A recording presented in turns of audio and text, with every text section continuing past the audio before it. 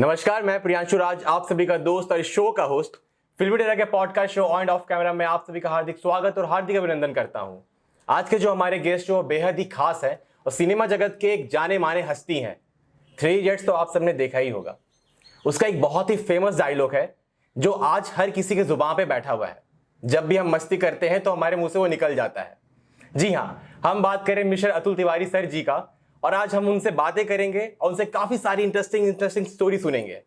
तो हम वेलकम करते हैं मिस्टर अतुल तिवारी सर जी का।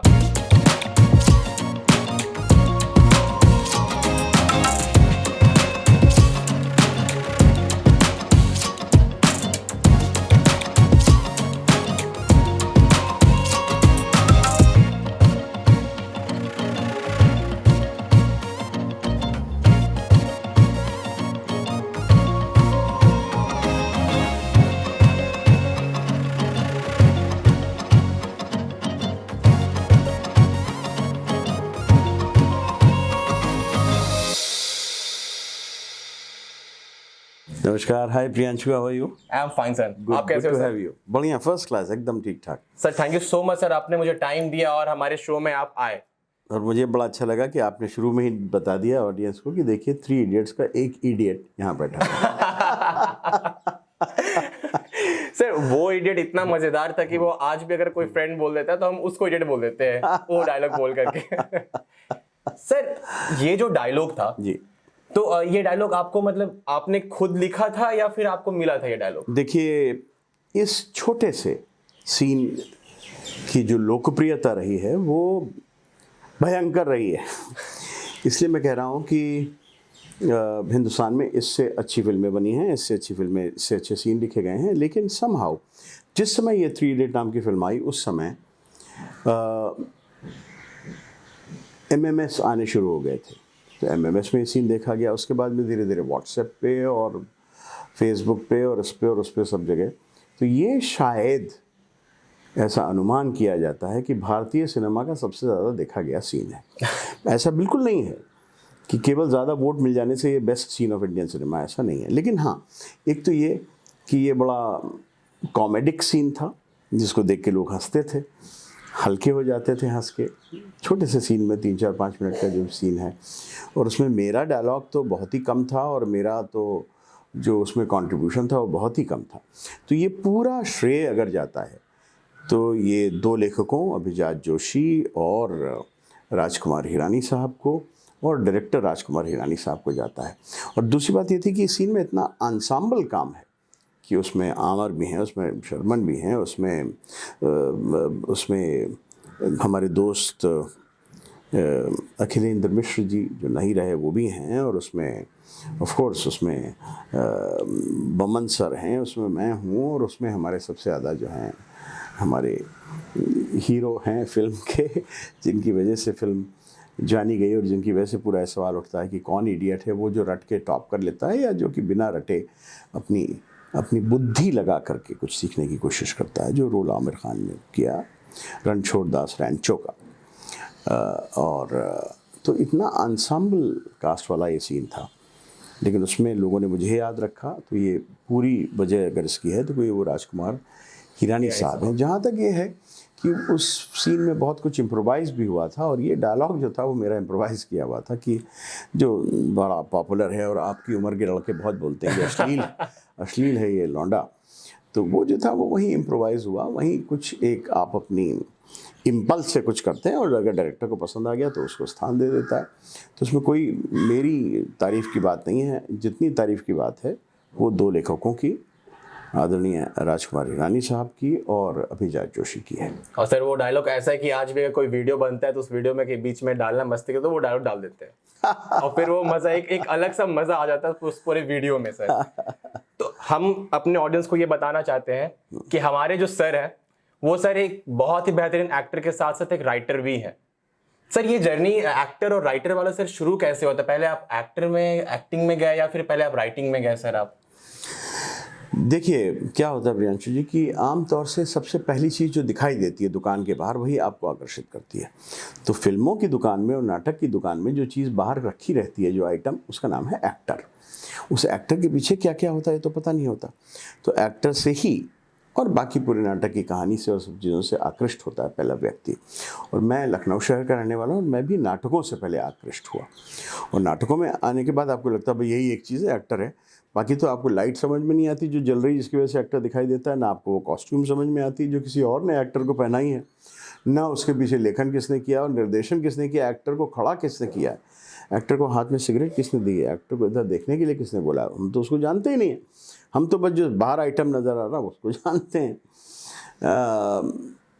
तो मैं भी पहले आकृष्ट हुआ अभिनेताओं से और नाटकों से, और मैंने नाटकों से जुड़ना शुरू किया।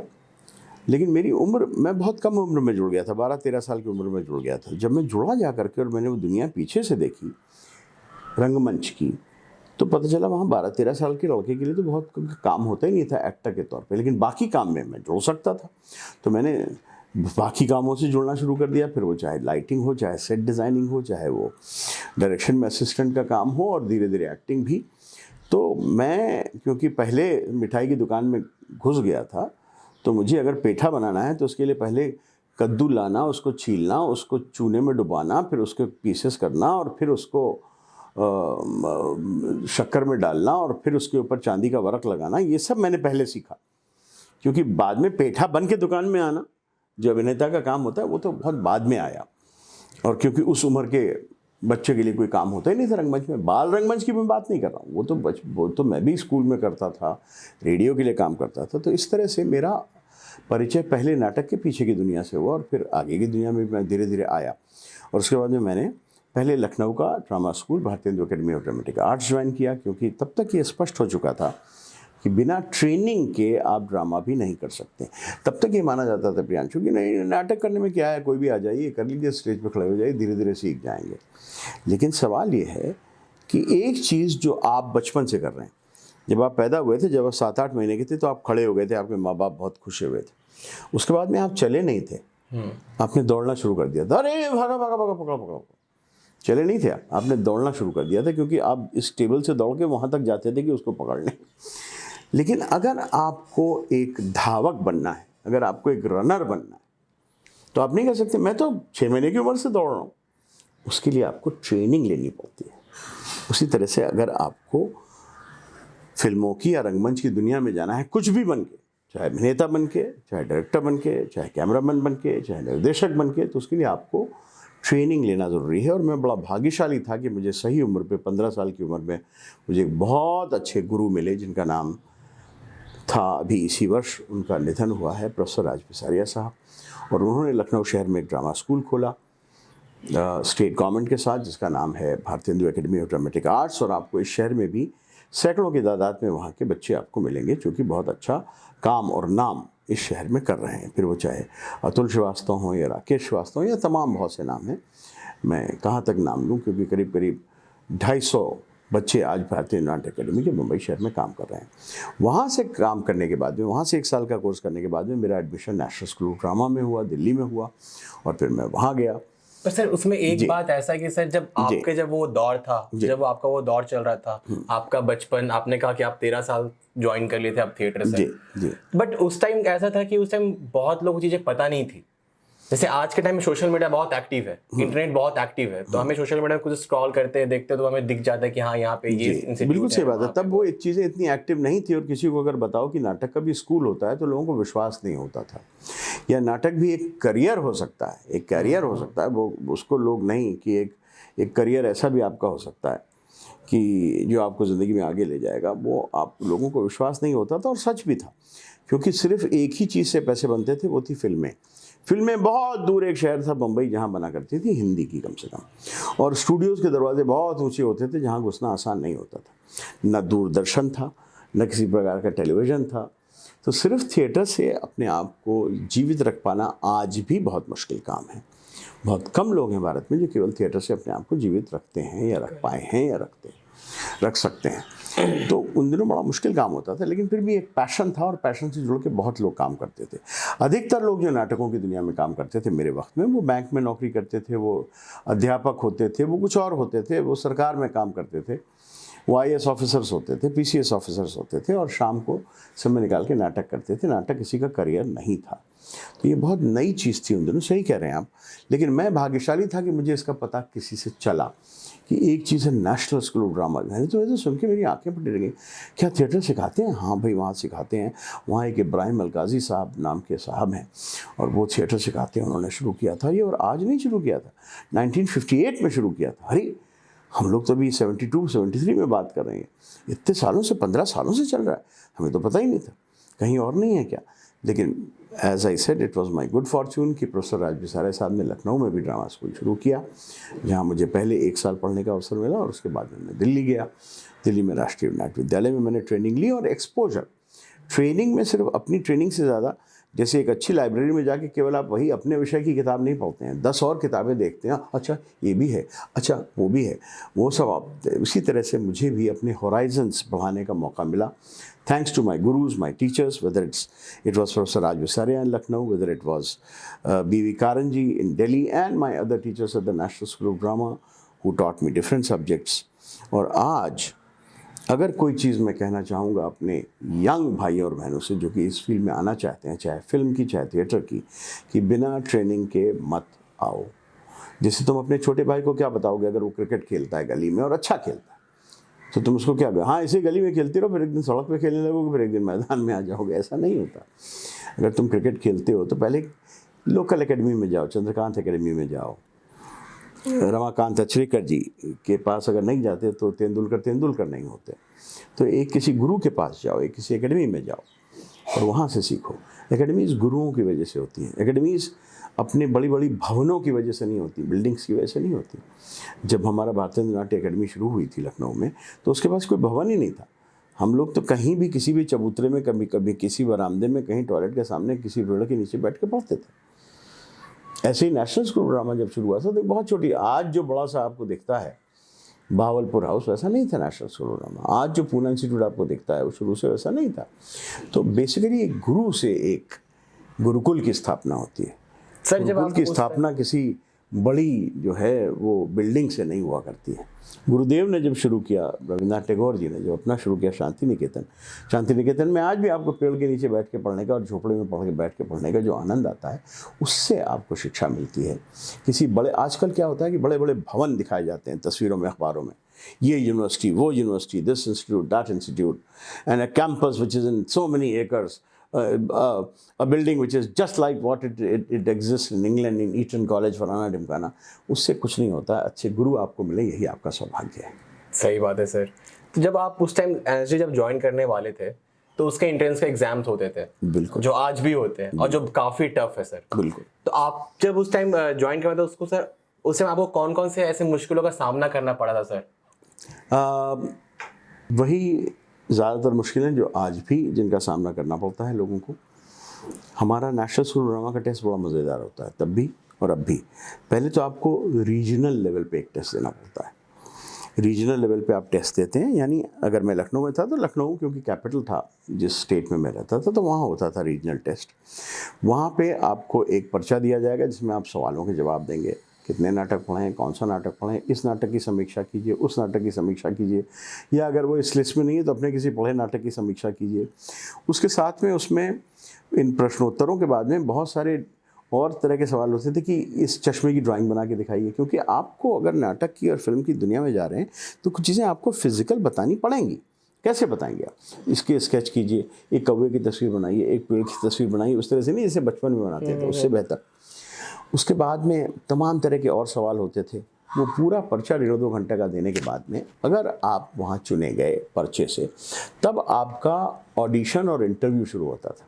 इंटरव्यू में आपसे चीज़ें पूछी जाती थी तरह तरह की, कि आपने किसके साथ काम किया है, क्यों किया, कितना किया, क्या नाटक है, अच्छा इस नाटक में आपने कौन सा रोल किया था, अब मैंने ये वाला रोल किया था, उसकी ज़रा एनालिसिस करके बताइए कि जो आपने विलोम का रोल किया था आपने अगर आषाढ़ का एक दिन में, तो विलोम क्या था, क्यों था, कैसा था? जी वो विलन था। नहीं विलन था ये तो मालूम है, लेकिन और भी तो कुछ बताइए ना। यानी देखा जाता है कि आपकी बुद्धि कितनी एनालिटिकल है। है कि नहीं। उसके बाद में फिर आपके ऑडिशंस होते हैं जहां आपका अभिनय देखा जाता है। कुछ पीसेस आपको दिए जाते हैं जो आप तैयार करके ले जाते हैं, और कुछ पीसेस वहीं के वहीं आपको इम्प्रोवाइज़ करने के लिए दिए जाते हैं। आपसे पूछा जाता है कुछ अपने नाटक जो आपने किए उनमें से करके दिखाइए। फिर आपको ताल का कितना ज्ञान है, राग का कितना ज्ञान है, सुर का कितना ज्ञान है, ये सारी चीज़ें टेस्ट होती हैं। तो बहुत मज़ेदार वो टेस्ट होता है। उसमें अगर आप पास हो गए तो और आप दिल्ली जाते हैं, फिर सेंट्रल लेवल पे फिर आपसे इसी तरह का और ज़्यादा डिग्री ऑफ डिफ़िकल्टी बढ़ जाती है, वो आप टेस्ट देते हैं। तो ये टेस्ट बहुत ही एक तरह से कहें कि कठिन होते हैं, और इसलिए भी कठिन होते हैं कि राष्ट्रीय नाट्य विद्यालय जब मैंने ज्वाइन किया था तो वहाँ सिर्फ 25 सीटें होती थी, उसमें से 2-3 फॉरेनर्स होते थे, तो बची 22 से 23 सीट। और भारत में अगर राज्यों की और यूनियन टेरिटरीज की संख्या ही गिन ली जाए तो है 39। आज की बात करें तब शायद कुछ कम रहे होंगे 2-4 स्टेट्स, लेकिन इतने बड़े भारत में जहाँ उस समय लगभग 88 करोड़ की आबादी रही होगी जब मैंने ज्वाइन किया था, या 80 करोड़ की आबादी रही होगी, उन 80 करोड़ लोगों में से आपको चुन के आना है उन 23 लोगों में से, तो वो नेचुरली डिफ़िकल्ट हो ही जाता है। लेकिन अगर आपने पास कर लिया तो अच्छी बात यह है नेशनल स्कूल ऑफ ड्रामा की कि लगभग सारे बच्चों को स्कॉलरशिप्स मिलती हैं, तो उसमें आपको पैसा खर्च करने की और बाबूजी को और पिताजी को तंग करने की ज़रूरत नहीं है, लेकिन आपको कॉम्पीट करना पड़ेगा। और आपने एक टाइम में उसको कम्पीट कर दिया था? हाँ, मैंने 2 बार मैं बैठा उस परीक्षा में। एक बार जब मैं लगभग मेरा एडमिशन होने वाला था तो मेरी माँ ने मुझसे कहा, रिक्वेस्ट की, जो डॉक्टर थी लखनऊ शहर में, कि बेटा तुम डॉक्टर तो नहीं बने जैसा मैं चाहती थी, लेकिन कम से कम ग्रेजुएट बन जाओ फिर जाओ। तो मैंने 2 साल और वेट किया, ग्रेजुएट बना, फिर गया, दोबारा मेरा एडमिशन हो गया, और फिर मैं राष्ट्रीय नाट्य विद्यालय मैंने सन 80 में ज्वाइन कर लिया। बहुत अच्छे बैच में आदरणीय बी.वी. कारन साहब तो हमारे निदेशक हुआ करते थे, और सन 83 में वहाँ से पास करके निकला निर्देशक के रूप में। सर, आपका फैमिली बैकग्राउंड के बारे में जानना चाहेंगे सर, कि आपके फैमिली बैकग्राउंड में कौन कौन है? बिल्कुल, बहुत ही अच्छा सवाल किया आपने प्रियांशु। मेरे फैमिली बहुत ही छोटी फैमिली थी, हमारी इमीडिएट फैमिली। मेरे पिताजी जो कि राजनीतिक कार्यकर्ता थे, नेता थे। मेरी माताजी, जैसा मैंने जिक्र किया, जो कि डॉक्टर थी। मैं और मुझसे 4.5 साल छोटी एक बहन।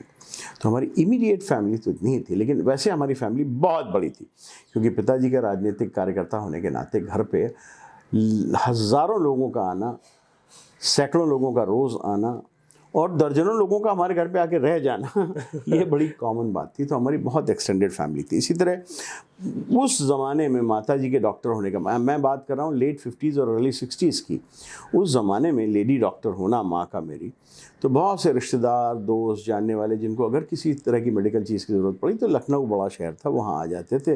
फिर कहाँ जाएँ तो हमारे ही घर आ जाते थे, क्योंकि अम्मा डॉक्टर भी हैं, वो किसी डॉक्टर से परिचय करा देंगी, बता देंगी जहाँ भी जिस स्पेशलिस्ट के पास जाने की ज़रूरत है या क्या कोर्स ऑफ एक्शन लेना चाहिए। तो हमारे घर पे वैसे बहुत बड़ा परिवार था, गिनना मुश्किल था, इतना बड़ा परिवार था।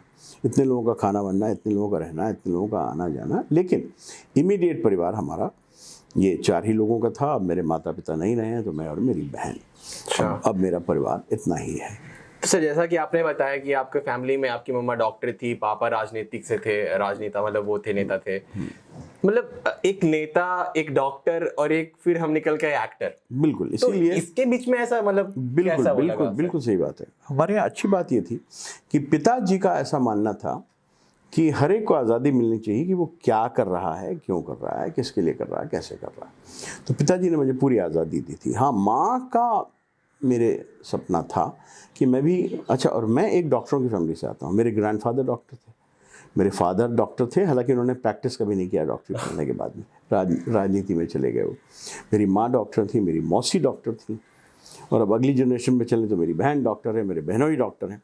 तो हम पूरे डॉक्टरों के ख़ानदान से आए थे। तो ये था कि जिसका बाबा डॉक्टर हो, जिसके पिता डॉक्टर हो, वो भी डॉक्टर ही बनेगा, कोई और बनने की ज़रूरत ही क्या है। और डॉक्टरों की इतनी इज्जत होती है समाज में, डॉक्टर पैसा भी जितना चाहें उतना कमा सकते हैं, depending on your aptitude and attitude. मेरी माँ एक पीपल्स डॉक्टर थी, और वो 2 रुपये की फ़ीस लेती थी, और उन्होंने ज़िंदगी भर 2 रुपये की ही फ़ीस ली। क्या बात है। उन्होंने कभी बढ़ाई नहीं, जबकि मैं उनको समझाता था कि माँ, इन्फ्लेशन भी एक चीज़ होती है, दूध का दाम बढ़ गया है, अखबार का दाम बढ़ गया है, तुम्हारे दाम क्यों नहीं बढ़ रहे हैं। माँ कहती थी, नहीं, तुम्हें खाने को मिल रहा है, हाँ, तुम्हें कपड़ा मिल रहा है, हाँ, तुमको पढ़ने के लिए मिल रहा है, हाँ, थोड़े बहुत जेब खर्च भी मिल रहा है, हाँ, तो तुमसे क्या मतलब है कि मैं कितनी फ़ीस लूँ। क्योंकि वो भी मेरे पिताजी से प्रभावित थी। मेरे पिताजी एक मार्क्सिस्ट नेता थे, कम्युनिस्ट पार्टी में थे, और वो भी उस मार्क्सिस्ट लेफ्टिस्ट आइडियोलॉजी से प्रभावित थी मेरी माँ भी, और वो चाहती थी कि I should be a people's doctor, not a doctor whom you can acquire just by paying money।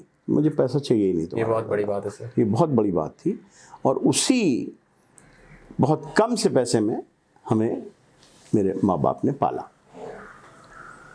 मतलब सीरियसली उस टाइम पे, आज के टाइम पे वैसे बहुत सारे डॉक्टर्स हैं जो लोगों के लिए फ्री में भी काम कर देते हैं, कम फीस में भी काम कर देते हैं। ये बहुत बड़ी बात है सर। आपके बचपन में चले हम, ठीक है, मेरे को लगता है आज से कितने साल पहले सर? बहुत साल पहले, 100 साल पहले। 100 साल पहले ठीक है, हम 100 साल पहले चलते हैं सर। आपके बचपन में हर किसी के साथ कुछ ना कुछ ऐसा घटना होता है जो हम किसी को नहीं बताते, अपने मन तक रखते हैं, ना कि अपने बेस्ट फ्रेंड को, अपने भाई को, मम्मी पापा, किसी को नहीं बताते। सर ऐसी कोई घटना हुई थी? तो ऐसी घटना मैं आपको क्यों बता दूं? सर यही तो हमारा शो है। ऐसी घटना मैं आपको क्यों बता दूं? लेकिन मैं एक चीज़ जो अपने बचपन की बताना चाहता हूँ, जो मैं सबसे शेयर करना चाहता हूँ, कि अक्सर लोग ऐसा मानते हैं कि पहले तो कलाकार को कुछ मानते नहीं हैं, और अगर मानते हैं तो इतना मानते हैं कि ऐसा लगता है उनको कि कलाकार कोई भगवान की देन है, और ये तो आपको भगवान ने दिया था, ईश्वरीय देन कोई है। ऐसा कुछ नहीं होता है। ऐसा नहीं हुआ था कि जब मेरा जन्म हुआ था तो मेरे माँ के पेट से निकलते ही मुझे थिएटर की लाइटें दिखाई देने लगी थी, और उसी प्रकाश वृत्त में मैं आगे बढ़ता चला गया। ऐसा कुछ नहीं होता है। कुछ आपके अंदर का एटीट्यूड होता है, एप्टीट्यूड होता है, और कुछ सरकमस्टांसेस होते हैं जो कि बिल्कुल एक इत्तेफाक होता है। तो एक इत्तेफाक ये था कि जहाँ लखनऊ शहर में हम लोग रहते थे, उसके ठीक बगल में आकाशवाणी केंद्र था। लखनऊ सेंटर 1936 में खुला था, और उसी के ठीक बगल में था। और मेरी माँ इतनी बिजी थी, पिताजी इतने बिजी थे। पिताजी तो बाहर रहते थे शहर से, क्योंकि राष्ट्रीय स्तर के नेता थे वो, कम्युनिस्ट पार्टी के, तो पूरी दुनिया में घुमा करते थे। और माँ मेरी इतनी बिजी डॉक्टर थी, being a people's doctor. Naturally लोग आएंगे ना जहाँ लोग कोई फीस नहीं ले, बहुत ही 2 रुपये की फीस आपको देनी पड़ रही है। तो माँ मेरी इतनी बिजी डॉक्टर थी। और मैं जब बड़ा होने लगा तो आई एम श्योर कि बहुत शैतान रहा होगा, क्योंकि अभी भी हूँ अच्छा खासा। तो माँ को मेरी समझ में नहीं आता था कि हम क्या करें, लौके कहाँ संभालें। तो बगल में आकाशवाणी था, और आकाशवाणी में बहुत कमाल की बात ये थी कि वहाँ पे बच्चों को म्यूज़िक सिखाने का एक कार्यक्रम चला करता था। और उस कार्यक्रम में वैसे 2-3 घंटे का होता था, फिर अगला बैच आता था, फिर 2-3 घंटे का, फिर अगला बैच 2-3 घंटे का। तो मुझे माँ आकाशवाणी में भेज देती थी, तुम जाओ सीखो। और वहाँ जाके बोल दिया उन्होंने, एक चैटर्जी साहब थे जो म्यूज़िक सिखाते थे पियानो पे। तो ग्लैमर देखिए आप, पियानो जिसको आप सिर्फ फिल्म के अलावा कहीं आपने देखा नहीं होता था जीवन में, किसी के घर में। आपने किस उम्र में पियानो देखा? शायद यहाँ आकर के देखा होगा किसी घर में। हमने रांची में देखा, लेकिन हाँ, मतलब ऐसे ही किसी 20 साल बाद, अपने जन्म से 20 साल बाद देखा सर। तो मतलब ऐसा नहीं था, पियानो कोई हारमोनियम नहीं था या कोई मजीरा नहीं था जो हर घर में मिल जाए। तो वहाँ पियानो पे ट्रेनिंग होती थी। मैंने तो कहीं और पियानो देखा ही नहीं था। तो पियानो पे ट्रेनिंग होती थी, और मुझे जो थे चैटर्जी साहब से बोल दिया मदर ने कि भैया इसको आप ज़रा 2 सेशन के लिए रोक लीजिएगा। तो मुझे अधिक सीखने को मिलता था। वहीं से ही फिर मैंने म्यूज़िक का ऑडिशन दिया, और 9 साल की उम्र में मैंने आकाशवाणी का ऑडिशन पास कर लिया B ग्रेड में, और मैं गाना गाने लगा एज ए बाल कलाकार। और क्योंकि वहाँ गाना गाता था, क्योंकि वहाँ आना जाना होता था, तो वहीं से रेडियो नाटक से मेरा जुड़ाव हो गया, और वहीं से नाटक के दरवाजे मेरे लिए खुल गए। और नाटक के ज़रिए, नेशनल स्कूल ऑफ ड्रामा के ज़रिए, क्योंकि मैं वहाँ लिखता था, तो लेखन के दरवाजे खुल गए, और मैं एक लेखक के तौर पर मुंबई आ गया। ये चीज़ जैसे आपने बताया भी लोगों को कि मैं मूलतः बम्बई लेखक के तौर पे आया हूँ। अभिनेता मुझे राजकुमार हिरानी साहब ने बना दिया। ऐसा नहीं कि अभिनय मुझे आता नहीं था। राष्ट्रीय नाट्य विद्यालय में आपको 1.5 साल तक सब कुछ पढ़ना पड़ता है, उसके बाद में आप स्पेशलाइजेशन में जाते हैं। और ज़रूरी है, अगर मैं म्यूज़िक डायरेक्टर हूँ तो मुझे गाना अगर नहीं आएगा तो मैं बताऊँगा कैसे गायक को कि सावन का ना ना ना, इतना तो मुझे गा लेना चाहिए, भले मेरी आवाज़ में मिठास हो मुकेश वाली या ना हो, तो इतना तो आना चाहिए ना। तो उसी तरह अभिनय आता है, हालांकि मैंने निर्देशन में स्पेशलाइज किया था तब भी। तो वहाँ से अभिनय के दरवाजे खुल गए, और अब लोग मुझे अभिनेता के तौर पे भी जानते हैं, बल्कि अभिनेता के तौर पे ज़्यादा जानते हैं, लेखक के तौर पे तो कम जाना जाता है। नहीं सर, लेखक में भी आपका बहुत। मैं आपसे अगर अभी अब अपनी अभिनीत फिल्मों की बात करूं तो आप मुझे 4-5 नाम जरूर बता देंगे कि मैं 3 इडियट में भी देखा था, आपको पीके में भी देखा था, आपको आक्रोश में भी देखा था, आपको भी हाल में ज़रा हटके ज़रा बचके में भी देखा था, आपको बहुत हाल में भी महारानी में भी देखा है। तो आप 4-5 नाम बता देंगे। अगर मैं पूछूँ कि लेखक के तौर पर मेरी क्या क्या फिल्में हैं, तो शायद आप मेरे लेखक के तौर की 5 फिल्मों के नाम ना गिना पाए, जबकि लेखक के तौर पर मेरी कम से कम 15 2 दर्जन फिल्में हैं। सर सबसे बेहतरीन उसमें से एक आपने लिखा है, एक स्टोरी लिखा है शहीद उधम सिंह के बारे जी में। बिल्कुल। मतलब वो एक हिस्टोरिकल स्टोरी है सर। जी जी जी सर मुझे उसके बारे में जानना है सर, जिसको आपने लिखा है बाकायदा। और मैं फिर धन्यवाद देना चाहूँगा अपने माता पिता का। और आपने मेरे घर पे आके यहाँ भी देखा होगा कि मेरे घर पे पुस्तकों के अतिरिक्त कुछ और नहीं है। जी अगर सर। मैं आपको अपने बेडरूम में भी ले जाऊँ तो भी आप देखेंगे कि वहाँ भी पुस्तकें ही भरी हुई हैं, बेड के अलावा। तो पुस्तकों से पिताजी ने हमेशा मुझे परिचित करा के रखा। बहुत अच्छी लाइब्रेरी थी मेरे पिताजी की हमारे घर में, जो उनकी मृत्यु के बाद मेरी मदर ने एक पब्लिक लाइब्रेरी बनाई और उसका दान दिया शहर को। एक बिल्डिंग बनाई, एक लाइब्रेरी उनकी पुस्तकों से बनाई। इसके अतिरिक्त हमारे घर पे फिर पिताजी की वजह से ही बहुत सारे क्रांतिकारियों का आना जाना था जो कि आज़ादी की लड़ाई में लड़े थे। फिर वो चाहे भगत सिंह जी से जुड़े हुए लोग रहे हों, चाहे दूसरे आंदोलनों से जुड़े हुए लोग रहे हों, बहुत से ऐसे लोग का हमारे घर आना जाना था। तो उनसे परिचय के कारण मेरा हमेशा भारतीय क्रांतिकारियों के प्रति एक बहुत ही स्नेह का रिश्ता था, बहुत ही आदर का रिश्ता था, और बहुत ही उनसे कुछ मैंने सीखा था, देखा था, जाना था। और जब मैं बम्बई आया और जब मुझे राज बब्बर साहब ने ऑफ़र दिया कि उधम सिंह की फिल्म लिखोगे, जानते हो? कहा जानता हूँ, थोड़ा बहुत जानता हूँ। और वो ऑफ़र बहुत ही अच्छा सिद्ध हुआ मेरे लिए। उसके पहले भी बम्बई आने के बाद में जो सबसे पहली चीज़ मैंने लिखी, एक तो सुधीर मिश्रा की फिल्म थी, ये वो मंजिल तो नहीं, सॉरी, हज़ारों ख्वाहिशें ऐसी, ये वो मंजिल तो नहीं बाद में, तो या मैं उल्टा बोल रहा हूँ, ये वो मंजिल तो नहीं, जो फैज़ के एक कविता से प्रेरित है, वो उन्होंने, तो फिल्म प्रेरित नहीं है, टाइटल जहाँ से प्रेरित है, वो सबसे पहले आके लिखी मैंने सुधीर मिश्रा साहब के साथ में। उनके लिए उसके संवाद लिखे मैंने, before I started writing screen place. उसी समय मुझे श्याम बेनेगल जी ने बुलाया, जो कि श्याम बेनेगल जी उस समय डिस्कवरी ऑफ इंडिया बना रहे थे। तो पहली चीज़ जो मैंने बनाई वो भी आज़ादी के आंदोलन पे थी। 1942 का जो गांधी जी का आंदोलन था, उसके ऊपर श्याम बाबू ने मुझसे अपनी डिस्कवरी ऑफ इंडिया में लिखवाया, स्क्रीन प्ले, डायलॉग, सब कुछ। तो मेरा पहले दिन से ये रिश्ता रहा है ये क्रांतिकारियों के साथ में। और जब मुझे राज बब्बर साहब ने ये ऑफ़र दिया मेरे बम्बई में आज जाने के बाद में कि तुम ये लिखोगे, तो मैंने कहा बिल्कुल लिखूँगा, दौड़ के लिखूँगा। और वो मैंने लिखा, और चित्रार्थ जी जो उसके निर्देशक थे, उनके निर्देशन में लिखा, राज बब्बर साहब के गाइडेंस में लिखा। और वो एक फ़िल्म, बहुत अच्छी फ़िल्म, पंजाबी और हिंदी में बन के तैयार हुई।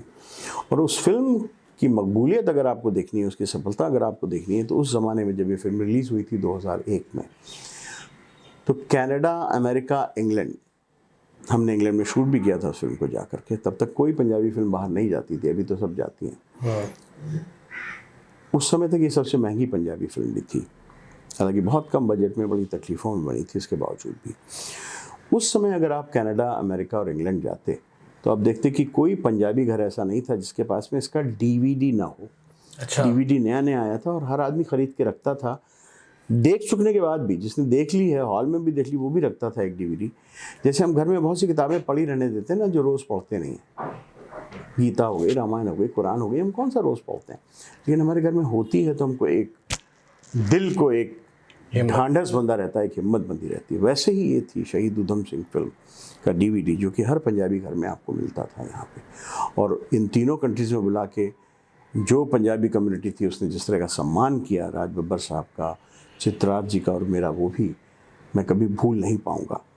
और सबसे टचिंग बात, राज बब्बर साहब ने एक दिन फिल्म की सफलता के बाद मुझे एक दिन अपने घर बुलाया रात को, और हम लोगों ने बहुत रसरंजन किया। और रसरंजन के बाद में, रसरंजन समझते हैं आप?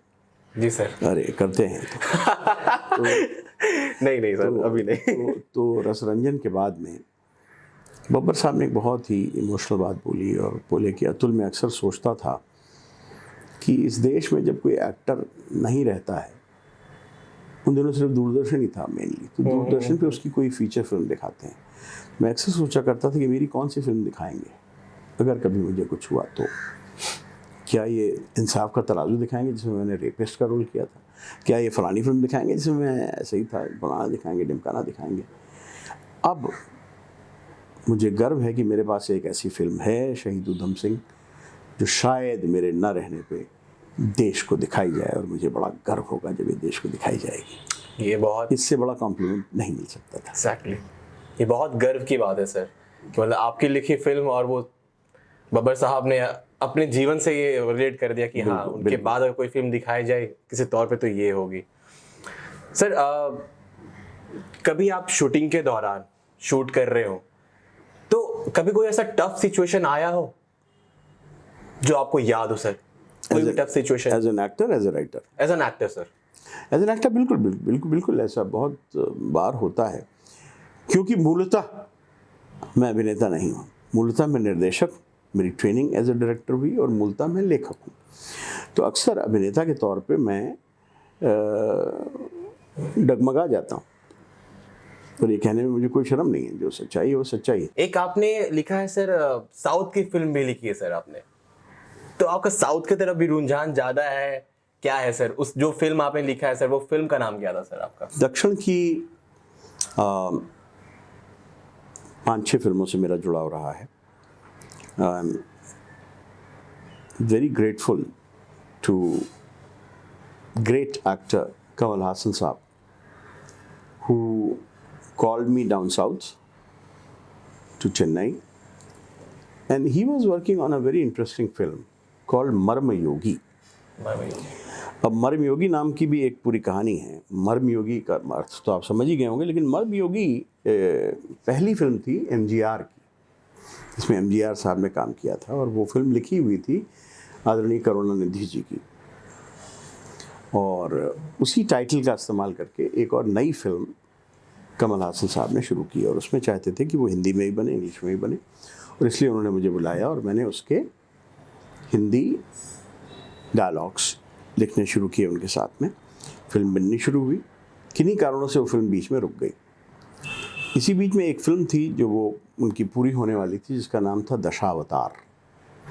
दशावतार में उन्होंने 10 रोल्स किए थे, क्योंकि उसके पहले कई लोग 9 रोल्स कर चुके थे, क्योंकि 9 रस होते हैं भारत में, तो उन्हीं 9 रसों पे 9 तरह के कैरेक्टर्स कई लोगों ने किए थे। सबसे पहले ये काम भी जो था वो उनके गुरु श्री आदरणीय शिवाजी गणेशन जी ने किया था, 9 रोल्स करने का। बाद में उसी फिल्म का रीमेक बना था संजीव कुमार के साथ में, नया दिन नई रात, जिसमें संजीव कुमार साहब ने भी वो 9 रोल किए थे। तो एक ये था कि गुरु को टक्कर देनी है, तो इस सिलसिले में कमल हासन साहब ने एक फिल्म खुद लिखी, उसका नाम रखा था दशावतार, और उसमें 10 रूपों में दिखाई देता है वही अभिनेता, including President Bush, including an American villain, including an Indian hero, including a Sikh, including a Pathan, including very many roles. वो पिक्चर उनकी तैयार हो रही थी जब हमने काम शुरू किया था मर्म योगी पे। तो उन्होंने कहा कि अतुल ये तो शूट हो चुकी है, लेकिन मैं चाहता हूँ कि इसका हिंदी वर्जन भी रिलीज़ हो, तो कैन यू राइट इट? मैंने कहा भाई मैंने डबिंग के डायलॉग कभी लिखे नहीं है, लेकिन कोशिश करता हूँ, और लेकिन थोड़ा समय लगेगा, क्योंकि मैं चाहूँगा कि लिप सिंक बिल्कुल करेक्ट हो। अक्सर डबिंग की फिल्मों में लिप सिंक करेक्ट नहीं होता है।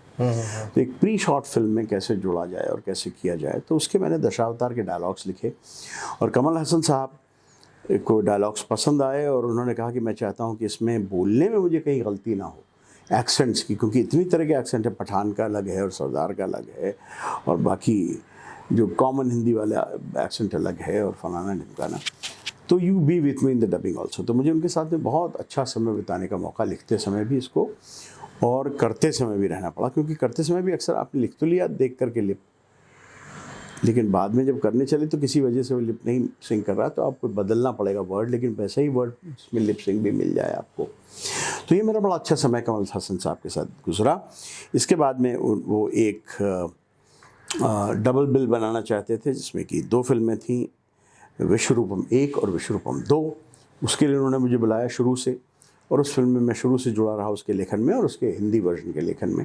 तो इस तरह से मैंने 2 और फिल्में उनके साथ की। विश्वरूपम 1 में उन्होंने मुझे एक रोल भी दिया, जिस रोल के चलते हुए हमने अमेरिका में भी शूट किया, और चेन्नई में भी शूट किया, मुंबई में भी शूट किया, वगैरह वगैरह वगैरह। तो इस तरह से कमल हासन साहब के साथ में मेरा बड़ा अच्छा सफ़र रहा है। अब तक 4 फिल्में हमने साथ में की हैं। उसके अलावा फिर मुझे एक दक्षिण के निर्देशक ने बुलाया, जो कि एक फ़िल्म कर रहे थे तमिल की, जिसमें उन्होंने मुझे रोल दिया, और कापान नाम है उस फिल्म का। तो वो फिल्म मैंने की जिसमें कि और लोगों के साथ साथ आदरणीय मोहनलाल जी भी हैं, और अभी फिर मैं एक फ़िल्म कर रहा हूँ आदरणीय मोहनलाल जी के साथ में, मलयालम की। क्या बात। तो इस तरह से मेरे 6 फिल्मों का सीधा सीधा ताल्लुक, मेरा ये हिसाब किताब मेरा दक्षिण भारत का विश्वरूपम रहा है। विश्वरूपम 1 और विश्वरूपम 2। अच्छा। और देखिएगा, बहुत इंटरेस्टिंग फिल्म है विश्वरूपम 1, जरूर देखिएगा, जिसमें मैंने अभिनय भी किया है। जब हम साउथ में शूट कर रहे होते हैं और जब हम बॉलीवुड में यहाँ शूट कर रहे होते हैं तो इस दोनों में ना बहुत सारी ऐसे डिफरेंसेस है जो हमें सामना करना पड़ता है उस चीज़ का। सर, आपके हिसाब से ऐसे कौन सी डिफिकल्टीज है दोनों सिनेमा में जो आती है शूट करने में? लैंग्वेज बैरियर तो है, ऑब्वियस सी बात है, लेकिन उसके अलावा भी एक और कौन कौन सी चीज़ें सर? मैं डिफ़िकल्टी की बात नहीं करूँगा, बल्कि मैं कहूँगा कि अधिकतर दक्षिण की फिल्मों में जो वर्क कल्चर है और जो डिसिप्लिन है वो बहुत अच्छा है। वो उत्तर भारत की फिल्मों के मुकाबले बहुत अच्छा है। सब लोग वहाँ आमतौर से शिफ्ट सुबह की होती है 7 बजे की। हर आदमी वहाँ 6 साढ़े 6 तक पहुँच जाता है, नाश्ता करता है साथ में, नाश्ता करके काम शुरू कर देता है। तो यहाँ की जो 9 बजे 10 बजे की शिफ्ट होती है उस तरह से नहीं होता। और मैं बड़े बड़े हीरोज़ की बात कर रहा हूँ, मैं केवल जूनियर आर्टिस्ट की बात नहीं कर रहा हूँ जो बेचारों को आ जाना पड़ता है वरना शाम को तनख्वाह नहीं मिलेगी। मैं बड़े से बड़े हीरोज़ की बात कर रहा हूँ जिनके साथ मैंने काम किया है, वो चाहे मोहनलाल जी हों, चाहे वो स्वयं कमल हसन साहब हों या नासिर साहब हों। जितने भी मैंने लोगों के साथ काम किया दक्षिण में, मैंने देखा कि वहाँ का डिसिप्लिन बहुत अच्छा है।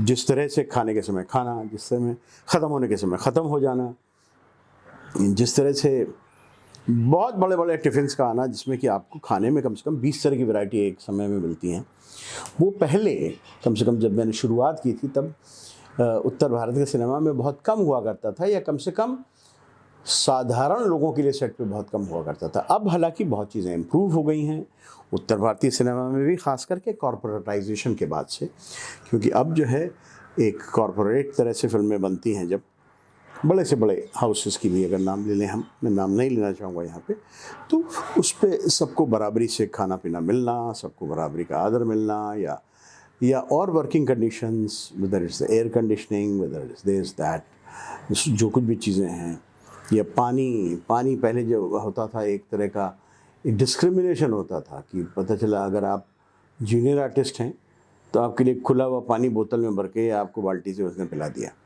और अगर आप बड़े कलाकार हैं तो आपके लिए बोतल का पानी आ गया या बंद पानी आ गया। अब कम से कम हर एक के लिए एक जैसी चीज़ें होने लगी हैं। तो इस तरह से मैं कहूँगा कि बहुत वर्किंग कल्चर में भी इम्प्रूवमेंट, डिसिप्लिन भी धीरे धीरे नॉर्थ इंडिया का भी बहुत अच्छा हो गया, और उसके लिए बहुत से लोग भी, उसके लिए आदरणीय अमिताभ बच्चन जैसे लोग उसके लिए भी रिस्पॉन्सिबल हैं, जिन्होंने कि कभी इनडिसिप्लिन किया ही नहीं सकते।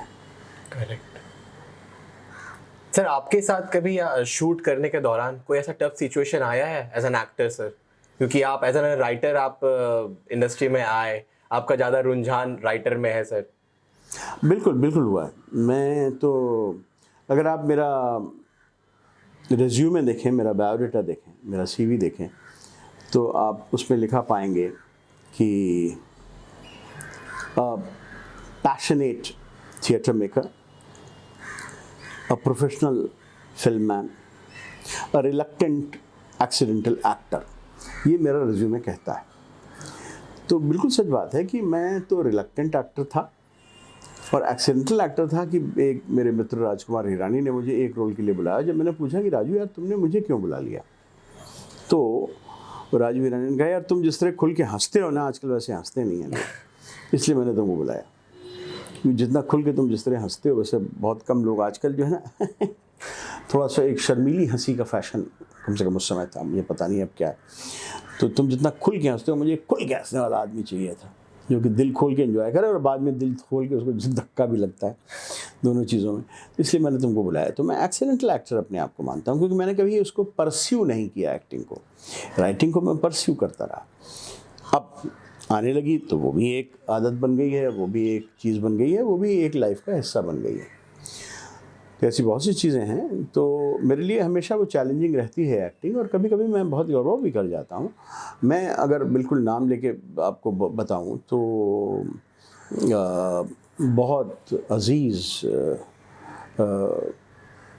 डायरेक्टर हैं हमारे, जिन्होंने स्कैम 1, स्कैम 2, स्कैम 3 बनाई थी। आप सब नाम जानते हैं मेहता साहब का, और स्कैम 1 का मैं भी एक हिस्सा था, छोटा सा हिस्सा था।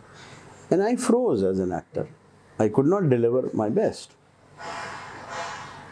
तो ऐसा होता है मेरे साथ कभी कभी। एक बार ख़ास करके जो हुआ, जो मैं आपको बता रहा हूँ, तो वरना हंसल मेहता साहब के साथ में ये घटना जो हुई मेरी, तो मुझे पता है कि मैं अगर थोड़ी बेहतर मेरी ट्रेनिंग एज एन एक्टर हुई होती तो शायद ऐसा ना हुआ होता, मुझे कैसे कोप करना है उसका ज्ञान हुआ होता। तो ऐसा होता है कभी कभार, क्योंकि मैं मानता हूँ कि एक्टर के रूप में मेरी उतनी ट्रेनिंग नहीं है जितनी कि मेरी लेखक के तौर पे है, निर्देशक के तौर पे, थिएटर निर्देशक के तौर पे। तो ये ऐसा होता है कभी कभार, और ऐसा होना स्वाभाविक है। अगर कोई एक्टर डरे ही नहीं, लोग कहते हैं मैं तो बिल्कुल नहीं डरता हूँ, स्टेज पे चला जाता हूँ, तो कुछ गड़बड़ है। जैसे हर बड़े कंपटीशन के पीछे थोड़ा सा एक डर होना और थोड़ा सा ये करना ज़रूरी होता है, उससे आपको और एनर्जी मिलती है। अगर कोई डर ही नहीं रहा है कि हाँ चलो क्या फ़र्क होता है, तो लगता है कुछ गड़बड़ है उसमें, कुछ शायद वो सिचुएशन की गंभीरता को नहीं समझ रहा है। जैसे आज के टाइम पे क्या है कि जो एक्टर्स आज आ रहे हैं बॉम्बे, आज भी आते हैं, हर दिन काफी तादाद में आ रहे हैं, काफी तादाद में जा भी रहे हैं। तो आज के जो एक्टर्स जो स्ट्रगल कर रहे हैं, हम कहते हैं कि वो प्रोसेस में है, उनको ऐसी बहुत सारी डिफिकल्टीज का सामना करना पड़ता है। वो थोड़े नेगेटिव हो जाते हैं, या उनके मन में चीजें बहुत जल्दी आ जाती है कि नहीं अभी नहीं हो रहा है, 1 साल हो गया नहीं हुआ, 2 साल हो गया नहीं हुआ। आपके टाइम ऐसी कौन सी चीजें थी जो आपको मोटिवेट करके रखती थी और आपको लगता कि नहीं हो जाएगा, चीजें ऐसी थी? देखो, जो सबसे बड़ा मोटिवेशन जो होता है वो अपने अंदर से ही आता है। कोई बाहर की चीज़ मोटिवेट आपको नहीं करती। कि जब मैं गया था तो एक पेड़ पे पीले फूल खिले थे, तो मुझे लगा, इशारा मुझे मिला कि मुझे रुकना चाहिए, ऐसा कुछ नहीं होता। मोटिवेशन, अगर आप कोई चीज़ करना चाहते हैं, कोई चीज़ आपको संतोष देती है, तो फिर वो आप करना चाहते हैं। वो कुछ भी हो सकता है। वो क्या चीज़ है जो आपको संतोष देती है, वो हर एक के जीवन में अलग अलग होता है। अक्सर कहते हैं कि किसी को सेब बहुत पसंद है, किसी को संतरा बहुत पसंद है, किसी को भिंडी बहुत पसंद है, किसी को लौकी बहुत पसंद है। तो आप कितनी भी कोशिश करें उसको सिखाने की, तो आप सिखा नहीं सकते हैं। क्या होता है कि 2 चीज़ें होती हैं जीवन में, एक होता है सेंस और एक होती है सेंसिबिलिटी। सेंस पे बहस की जा सकती है। जैसे मान लीजिए आप बात शूटिंग कर रहे हैं एक सोनी से और एक कैनन से, तो जब आप सोनी खरीदने जाएं तो मैं आपको कुछ सेंस दे सकता हूं कि देखो यार, सोनी और कैनन में फ़र्क ये है कि कैनन के ज़्यादा सर्विस सेंटर्स हैं इंडिया में, इसलिए तुम अगर कैनन लोगे तो बेहतर है। सोनी में उतने ज़्यादा सर्विस सेंटर्स नहीं, हालांकि सोनी की क्वालिटी 2-4 पैसे अच्छी है, लेकिन सवाल ये है कि 2-4 पैसे अच्छी होने के बाद भी गाड़ी करीब ख़राब होगी तो मारुति तुमको गाँव-गाँव में बन जाएगी तुम्हारी। और ये जो तुम ले रहे हो अभी MG की गाड़ी, ये गाँव-गाँव में नहीं बनेगी। और जाना तो तुमको गाँव भी है, जब रांची जाओगे तो गाँव भी जाओगे ही अपने। तो इसलिए ये एक सेंस की बात है जो आपको समझ में आ सकती है। अब इसके बाद अगला सवाल होता है सेंसिबिलिटी का। सेंसिबिलिटी है कि आप अगर गाड़ी खरीदें, मैं आप कहेंगे कि अतुल जी मैंने आपकी बात मान ली, मैं तो मारुति गाड़ी ही खरीद रहा हूँ जो हर जगह बन जाती है, हर कोने में बन जाती है, और ये वाला ब्रांड भी खरीद रहा हूँ जो बहुत अच्छा आपने बताया था कि आजकल चल रहा है, लेकिन मैं पीली गाड़ी खरीदूँगा। तो मैं ये नहीं आपको समझा सकता हूँ कि पीली गाड़ी नहीं, पीला रंग अच्छा नहीं। क्यों नहीं अच्छा है? अगर अच्छा नहीं है तो मारुति बना क्यों रही है? लाल रंग ही क्यों मैं खरीदूँ? क्योंकि आपको पसंद है। ये एक स्वाद का सवाल होता है, एक सेंसिबिलिटी का सवाल होता है। तो इसी तरह आपका स्वाद, अगर आपको अभिनय में मज़ा आ रहा है और मुझे लेखन में मज़ा आ रहा है, तो उसमें बहस नहीं की जा सकती। नहीं तुम लिख के देखो। अरे भाई क्यों लिख के देखो? मुझे जिस में मज़ा आ रहा है मैं वो करूँगा मैं। और आपको लिखने में मज़ा आ रहा है, आप लिखिए। मैं आपसे कहता हूँ कि आप अभिनय कीजिए, शायद तो वो बेहतर रहेगा। तो ये चीज़ें अंदर से पैदा होती हैं कि आपको क्या किस चीज़ में संतोष मिलता है। और अंदर से ऐसा नहीं कि कोई ऊपर से तार जुड़ा हुआ आसमान से आवाज़ आती है, ऐसा नहीं।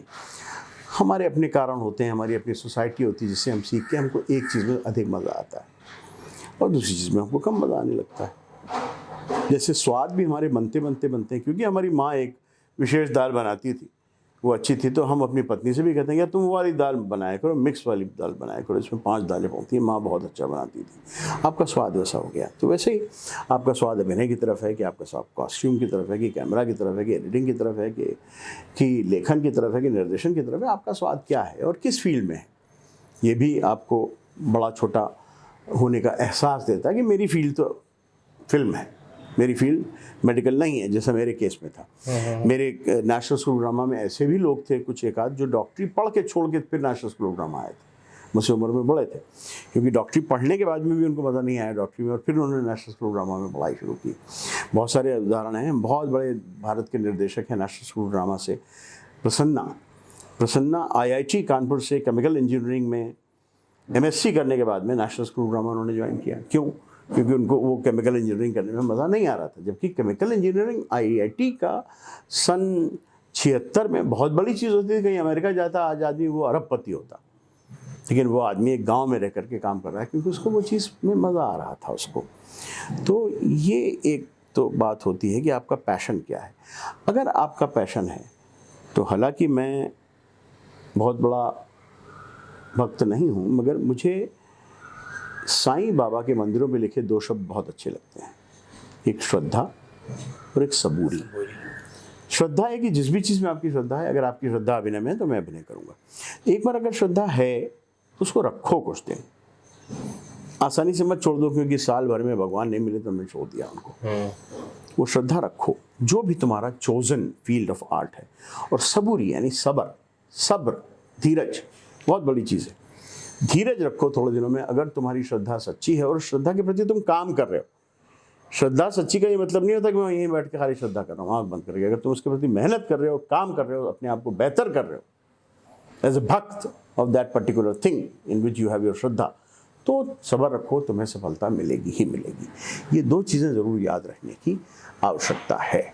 सही बात है सर। अभी के टाइम में क्या है ना कि पहले कोविड के पहले दर हर ऑडिशंस मतलब होते थे रामनगर में, हम जा रहे हैं, ऑडिशंस हो रहे हैं, फिजिकली हो रहे सामने। बट अब क्या कि अब प्रोफाइल्स ऑनलाइन भेजो, मेल करो आप, तो बहुत बार क्या होती है कि चीज़ें बहुत लोग से ऐसा सुनने को मिलता है जो अभी प्रोसेस में है, एक्टर्स लोग जो आ रहे हैं जिनका हो गया 1 साल हो गया, कि हम मेल कर रहे हैं बट मेल का 1 साल से रिप्लाई नहीं आया है, ना आता है, रिप्लाई नहीं आता है। क्या हमारे लोग का कोई काम नहीं चल रहा है क्या?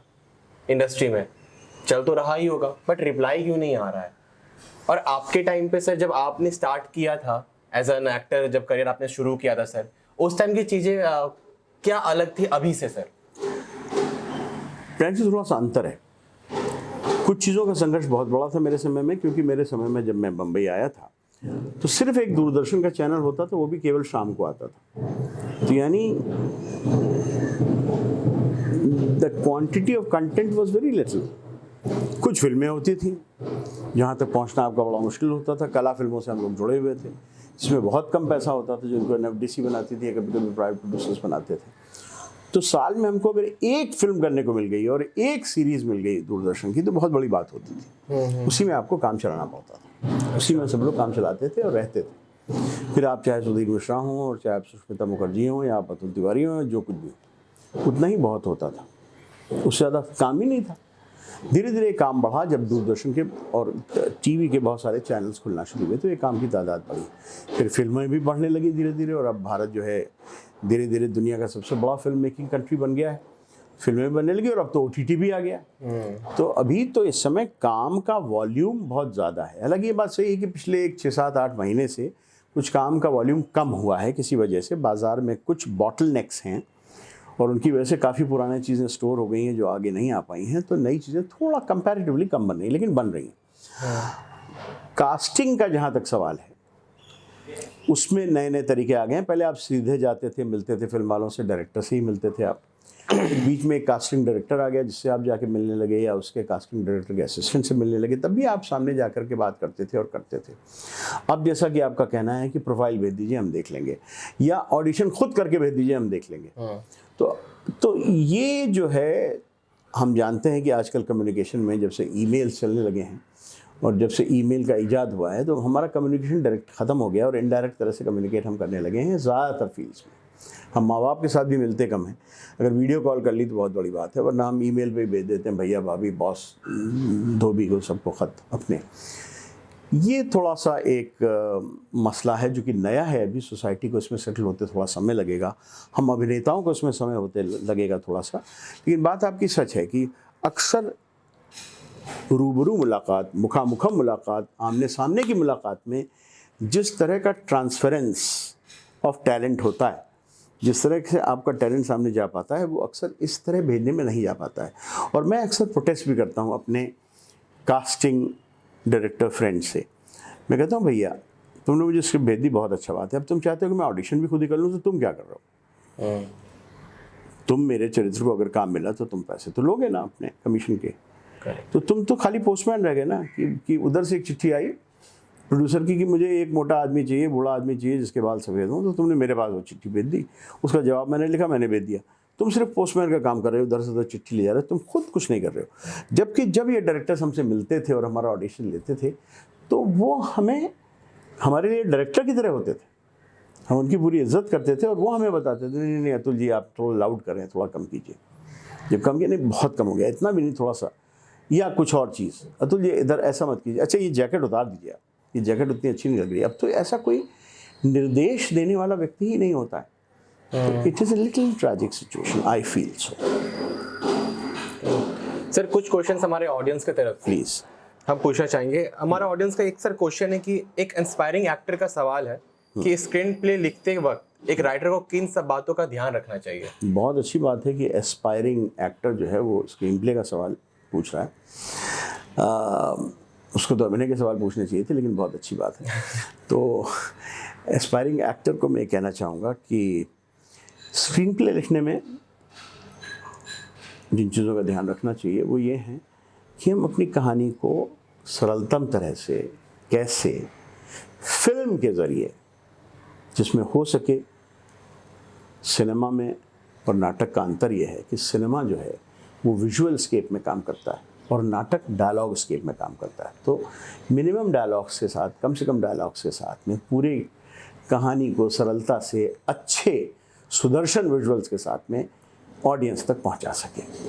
कैसे सीन बर सीन होगा, हर एक सीन का अलग संघर्ष होगा, हर एक सीन में अलग चीज़ होगी, लेकिन कैसे पूरी कहानी को सीन दर सीन वो सुदर्शन तरह से कम डायलॉग के साथ में जनता तक पहुंचा सके, ये स्क्रीन प्ले राइटर की सबसे बड़ी जिम्मेदारी होती है। ओके सर दूसरा सवाल ये है एक राइटर की तरफ से सर कि अपनी लिखी हुई कहानी को कैसे प्रोड्यूसर को पिच करे और कहानी को पिच करने के सही तरीके क्या है? Pitching is a very important thing. Pitching शब्द जो है आया है, हम लोग अक्सर यूज़ करते हैं, लेकिन हमको पता नहीं होता कि पिचिंग शब्द आया कहाँ से। किसी भी शब्द को समझने के लिए सबसे पहले आप देख लिया कीजिए कि उसकी एटिमोलॉजी क्या है, उसका जन्म कहाँ से हुआ है। तो पिचिंग शब्द जो है वो, पिचिंग के 2-3 अर्थ होते हैं। एक तो क्रिकेट वाली पिच होती है, यहाँ से ये शब्द नहीं आया पिचिंग का। एक पिचिंग होती है जब हम बेसबॉल में बॉल को लेकर के फेंकते हैं, उसको भी पिचिंग कहते हैं, ये शब्द वहाँ से भी नहीं आया। तो ये पिचिंग शब्द सिनेमा में और ख़ास करके स्क्रिप्ट को प्रोड्यूसर्स तक पहुँचाने में कहाँ से आया है। एक ज़माने में जैसे हमारे यहाँ सब्ज़ी वाले बेचते हैं, ये आलू लो, कंडा लो, हरा लो, हरा लो, हरा, इसको पिचिंग कहते थे। ताज़ा अंडा, हमारे मोहल्ले में जब एक आदमी गा के बेचता था, इसको पिचिंग कहते थे। तो जब हम अपने स्क्रिप्ट के बारे में गाना गाएं, यानी उसको बेचने के लिए जैसे छोटा सा गाना गाएं, उसको पिचिंग कहते हैं। ये शब्द वहाँ से आया। तो हम अपनी स्क्रिप्ट को, क्योंकि प्रोड्यूसर के पास पहले समय नहीं है कि कैसे उसको पहुँचाएं, तो ये पिचिंग है। और ये पिचिंग करनी पड़ेगी क्योंकि प्रोड्यूसर के पास अनंत समय नहीं है, और अनंत समय के बजाय उसको एक लाइन में अगर हम कुछ ऐसा कर दें कि वो फिर वो पढ़ने के लिए मजबूर हो जाए, तो हम उसको फिर 5 पेज की स्क्रिप्ट पढ़ने के लिए दें। अगर उसको वो पसंद आए तब फिर हमसे पूरी स्क्रिप्ट मांगे 100 पेज की और फिर पढ़े, या हमारे साथ बातचीत करे, निगोशिएट करे, हम लिखें उसके लिए जिस भी तरह से है। तो ये छोटे शब्दों में कैसे, ये एक तरह से ऐड है आपकी अपनी बनने वाली, अपनी लिखी जाने वाली फिल्म का। जैसे ऐड लिखा जाता है छोटे से छोटे में, जो कि बड़ी से बड़ी बात बता देता है, वैसे ही इसको भी लिखना पड़ता है आपको पूरे आइडिया के साथ में। मैं आपको अगर उदाहरण के साथ कुछ बताना चाहूँ तो मैंने बुद्ध पे एक बार एक बड़ी स्क्रिप्ट लिखी थी। सिद्धार्थ गौतम बुद्ध के पूरे जीवन पे। और पिचिंग में मैंने क्या लिखा, जबकि पूरे जिनके जीवन पे स्क्रिप्ट थी, बड़ी स्क्रिप्ट थी, लेकिन पिचिंग में मैंने क्या लिखा कि बुद्ध जब कुशीनगर में मृत्युशैया पर दाहिनी करवट लेटे हुए थे, तो वहाँ हज़ारों उनके भक्तों का, हज़ारों जिज्ञासुओं का, हज़ारों सैलानियों का एक झुंड गोरखपुर के पास कुशीनगर में लगा हुआ था। और उस मृत्युशैया पर लेटे व्यक्ति के मृत्यु तक पहुंचने के बीच में उन लोगों के सामने उनका पूरा जीवन एक एक परत, एक एक पन्ना करके खुलता जा रहा था। यही इस फिल्म की कहानी है। एक मृत्युशैया पे लेटा हुआ व्यक्ति जब तक मृत्यु तक पहुंचता है तो कैसे उसका जीवन परत दर परत, पेज दर पेज, पन्ना दर पन्ना खुलता जाता है। बस इतना ही चीज़। अब इसमें मुझे लिखने की ज़रूरत नहीं है कि फिर वो जब बच्चे थे तो एक हंस को किसी ने मार दिया, फिर क्या हुआ क्या नहीं, ये सब तो आएगा ही यार। इतना तो तुम्हें अगर अकल नहीं है तो तुमको प्रोड्यूसर बनना ही नहीं चाहिए। लेकिन कहाँ किस सिचुएशन में क्या हो रहा है, इतने में चीज़ को आदमी को समझ में आ जाना चाहिए। अभी मेरी सफल पिछती क्या सफल पिछती बातों में मैं नहीं जाऊँगा, मैं सिर्फ एक मैंने उदाहरण दिया कि कैसे आप 4 लाइनों में एक अपनी 200 पेज की स्क्रिप्ट को डिस्क्राइब कर सकते हो। ऐसे ही करना पड़ेगा आपको। सर ऐसी कोई इंटरेस्टिंग स्टोरी है आपके पास शूटिंग के दौरान जो आपके साथ घटी हो, जिसको याद करके आप आज भी स्माइल करते हो, एक खुशी आ जाती हो, यार ये स्टोरी जो मेरे साथ हुई ये बहुत ही अमेजिंग सी स्टोरी थी जिसको मैं कभी भूल नहीं सकता हूँ? ऐसी कोई घटना? ऐसी बहुत सी घटनाएं हमेशा होती रहती हैं। मैं अगर आपको याद करूं, और कमल हासन साहब के साथ जो मैंने फिल्म की थी as an actor and as a writer both, Vishwaroopam part 1, उसकी शूटिंग हम लोग कर रहे थे न्यूयॉर्क में। और न्यूयॉर्क में मैं एक जासूस का रोल कर रहा था जो कि कमल हासन के चरित्र का पीछा कर रहा है। और करते करते करते वो एक जगह न्यूयॉर्क में जाता है और अचानक कोई आदमी गलती से उसको गोली मार देता है। गलती से मतलब कुछ और समझ के उसको गोली मार देता है कि ये क्यों है क्या है, उसको गोली मार देता है और उसके बाद में वो जो है मर जाता है गोली लग के। और उसके बाद में मर जाने के बाद में अब कमल हासन साहब को नहीं समझ में आता कि अब ये लाश यहाँ मिलेगी तो फिर मैं और पकड़ा जाऊँगा और किया जाऊँगा, मैं क्या करूँ। तो वो उसको ले जा करके एक रेफ्रिजरेटर में डाल देते हैं और वहाँ पे वो आदमी फ्रीज़ कर रहा है। और उसके बाद में जब रेफ्रिजरेटर से लाश निकाली जाती है तो न्यूयॉर्क वैसे ही ठंडा था जिससे हम लोग कह रहे थे, तो ऑलरेडी सर्दी बाहर ही लग रही थी। जैकेट वैकेट सब था मेरे रोल में, तो बड़ी अच्छी बात थी। और उसके बाद में जब फ्रीज़र में मुझे जाके डाला गया तो एक वो जो होते हैं नहीं अपने क्या कहते हैं कोल्ड स्टोरेजेस, तो कोल्ड स्टोरेज में जहाँ गोश्त स्टोर्स लटकाते हैं वहाँ जा कर के जब मुझे डाला गया तो वहाँ मुझे मरे रहना था। और लेकिन सर्दी इतनी थी कि ये जो है नेचर ने दिया है हमको कि हमारी मसल्स आपस में हिलने लगती हैं, उससे गर्मी पैदा होती है अंदर। तो मैं पूरी कोशिश कर रहा हूँ कि मैं नहीं हिलूँ, लेकिन मैं क्या करूँ, मैं हिल रहा हूँ। तो नहीं होल्ड तुम मरे हुए हो यार। मैंने कहा पता है यार मैं मरा हुआ हूँ, लेकिन मैं मरा हुआ हूँ, मैं अपनी, क्योंकि मैं सचमुच मरा नहीं हूँ इसलिए मेरी मसल्स अभी भी हिल रही हैं और अभी भी मैं कटकटा रहा हूँ। तो मैं क्या कर सकता हूँ, उसके लिए कटकटाना दूर कैसे करूँ भाई। कुछ ब्रांडी पिला दीजिए, कुछ विस्की पिला दीजिए। उसके बाद भी जो थी वो तो बड़ा मुश्किल हुआ वो शूट। फिर मुझे पानी में पड़े रहना था, यहाँ पड़ा वहाँ पड़े रहना था। तो मुझे याद है वो कि बड़ा मज़ेदार सा वो शूट, जिस चीज़ को मरा रहता तो जो 2 मिनट में सीन ख़त्म हो सकता था वो मरा रहना मेरा पॉसिबल नहीं था। तो 2 घंटे तक सीन चलता रहा कि भाई थोड़ा सा और मर जाएँ तो शायद ये सीन शूट हो जाए। तो इस तरह की बहुत मज़ेदार चीज़ें आती हैं शूटिंग के दौरान, जो फिज़िकल चैलेंजेस भी आते हैं, जो मेंटल चैलेंजेस आते हैं, जो सोशल चैलेंजेस आते हैं। पहली चीज़ मुझे याद है कि आपको जो फिल्म पसंद आई शहीद उधम सिंह, वो जब हम उसकी शूटिंग करने के लिए हम लंदन पहुँचे तो वहाँ पे पासपोर्ट वगैरह हमारे सब ठप्पे लगे हुए थे कि हम काम करने आए हैं, फिल्म के लिए आए हैं वहाँ पे। और वहाँ पे हम खड़े हुए थे और उसने पूछा कि so why are you coming to London, क्यों आ रहे हैं आप लंदन। मैंने कहा फॉर शूटिंग व्हाट, क्योंकि वहाँ शूटिंग शब्द माने होता है कि जिसे शूटिंग जो भैया जी करते हैं वो शूटिंग होता है। तो मैंने कहा नहीं यू सी ना this then say filming, don't say shooting. तो भाई समझ में आया कि अच्छा भाई हाँ we have coming for filming के लिए आ रहे हो, बहुत स्वागत है। शूटिंग के लिए आ रहे हो तो तुम्हारा स्वागत बिल्कुल नहीं है। तो इस तरह से बहुत मज़ेदार चीज़ें होती हैं अलग अलग चीज़ों से। सर आपकी अपकमिंग प्रोजेक्ट्स के बारे में बात करते हैं सर, एज एन राइटर कौन से प्रोजेक्ट्स आपके आने वाले हैं सर अभी? एज अ राइटर मेरी एक फिल्म बन रही है आजकल पंजाब में, जो आने वाली है। वो पंजाब की हिस्ट्री पे फिर से एक फिल्म है, जैसे शहीद उधम सिंह थी उसी तरह की एक फिल्म है, उससे भी पहले का पीरियड है। इससे ज़्यादा मैं आपको नहीं बता सकता हूँ अभी, लेकिन वो एक वो फिल्म आ रही है। मैं इन फिल्मों के और थिएटर के काम के अतिरिक्त मैं म्यूज़ियम्स भी बनाता हूँ, तो मेरे कुछ म्यूज़ियम्स भी आ रहे हैं, वो भी मेरे अपकमिंग प्रोजेक्ट्स में से है। एज एन एक्टर मेरी एक फ़िल्म आ रही है जिसका नाम है राउतू की बेली, जिसमें नवाजुद्दीन सिद्दीकी साहब हैं और मैं हूँ, वो आने वाली है। Z5 पे जल्दी वो फिल्म रिलीज़ होगी। Z5 ने उस फिल्म को प्रोड्यूस किया था, फीचर फिल्म है, वो भी आपको देखने को मिलेगी। तो इस तरह ठीक ठाक काम, संतोष देने लायक काम, अच्छा काम मेरे हाथ में है। सर एज एन एक्टर मतलब आपकी एक ये आने वाली है। जी जी। ओके सर, हम एक छोटा सा गेम खेलेंगे सर, रैपिड एंड फायर। मैं आपसे कुछ क्वेश्चंस पूछूंगा, बिल्कुल तुरंत बताना सर। सर आपको खाने में क्या पसंद है? हाँ, सब कुछ। मेरा बड़ा वाइड स्पेक्ट्रम है खाने में, लेकिन अगर आप सबसे ज़्यादा जानना चाहें तो क्योंकि मैं लखनऊ का हूँ तो मुझे लखनऊ के टुंडे कबाब और पराठे। गेम कौन से पसंद है? गेम्स, मेरे जो गेम्स थे जो मुझे पर्सनली पसंद थे वो था बैक स्ट्रोक स्विमिंग में और फास्ट वॉकिंग में। लेकिन अब आप मुझे देख रहे हैं कि स्विमिंग और वॉकिंग से मैं बहुत दूर हूँ, लेकिन गेम्स मुझे देखता हूँ, क्रिकेट थोड़ा बहुत पसंद करता हूँ।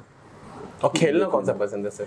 खेलने में मतलब बहुत सारे गेम्स पसंद हैं। अभी एक नया गेम मैंने डिस्कवर किया है जो कि बहुत कुछ टेनिस से मिलता जुलता है, सिर्फ एक प्लास्टिक की गेंद से खेला जाता है, जैसा आपको पता होगा, वही टेनिस के जैसे रैकेट्स के साथ में। वो मुझे बहुत कौन सी फिल्म पसंद है सर?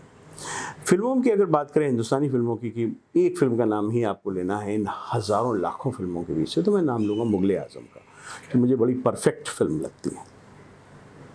आपको कौन सा गाना तो ज़्यादा पसंद है, सॉन्ग? गाना में थोड़ा बहुत गाता भी था, गाना मैंने थोड़ा बहुत सीखा भी है क्लासिकल एक ज़माने में, बचपन में अपने। अभी भी गाने का बड़ा शौक़ है, नेशनल स्कूल ड्रामा में भी गाना सिखाया जाता था, वहाँ से भी मैंने गाना सीखा है। मुझे थिएटर के सॉन्ग्स बहुत पसंद हैं। और अगर फिल्मी सॉन्ग्स की बात करेंगे तो एक फिल्म का सॉन्ग मुझे पता नहीं क्यों बहुत पसंद है, लता जी का गाया हुआ। अजीब दास्तां है ये, कहाँ शुरू कहाँ ख़त्म, ये मंजिलें हैं कौन सी, न तुम समझ सके न हम, डा डा डा डा डा डा डा। क्या बात है सर, बहुत अच्छा सर। सर आपको ट्रैवलिंग पसंद है? ट्रैवलिंग बहुत ज़्यादा पसंद है, बहुत ज़्यादा पसंद है। और मैं बहुत लकी हूँ कि सन 11 से लेके अभी सन 24 चल रहा है, तो इन 13 सालों में शायद मैं किसी एक शहर में 3 दिन 4 दिन से ज़्यादा रहा ही नहीं हूँ। ये आप पूछ लीजिएगा मनीष जी से जो इस प्रोग्राम के पीछे की बैकबोन है, उनसे, कि उनको कितनी मुश्किल हुई है मुझे पकड़ने में और मुझे कितनी मुश्किल हुई है उनके लिए उपलब्ध होने में। तो कौन से एरिया में ज़्यादा घूमना पसंद है? पहाड़ पसंद है? सब बहुत मेरा एक ब्रॉड स्पेक्ट्रम कहते हैं कि मेरा स्पेक्ट्रम बहुत ब्रॉड है। मुझे पहाड़ भी उतने पसंद है जितना कि समुद्र पसंद है।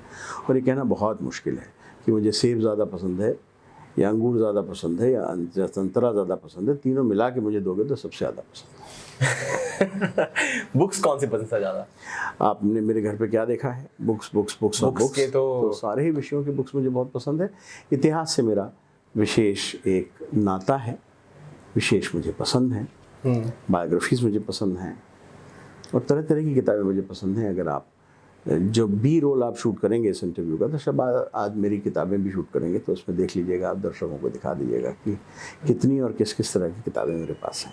सर आप आज भी बहुत स्मार्ट दिखते हैं और पहले तो आप इससे भी ज़्यादा स्मार्ट होंगे सर, और दिन ब दिन आपकी स्मार्टनेस और बढ़ती ही जा रही है।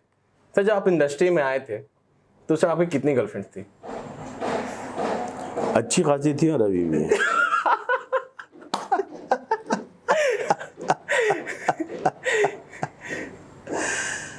अब अगला सवाल कीजिए।